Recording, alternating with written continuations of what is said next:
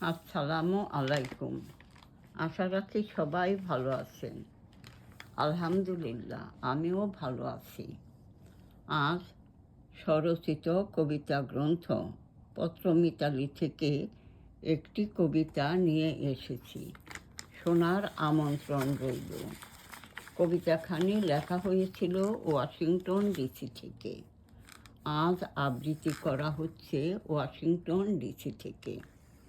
কবিতাখানির নাম I hop. প্রাতরাশের টেবিলে বসেও হলো না বসা বৈদ্যুতিক গোলযোগের কবলে।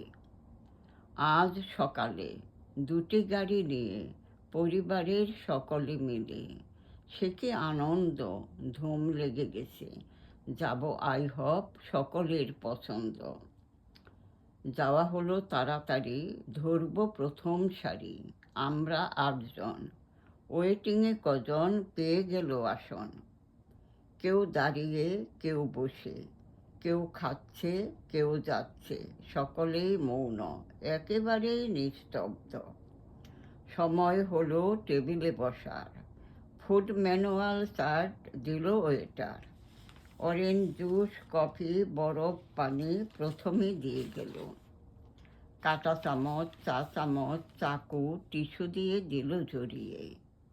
2টি করে ডিম পোজ প্রতিজন, প্যানকেক, বাটার, সিরাপ 3 জন, chicken roast, French fry, burger.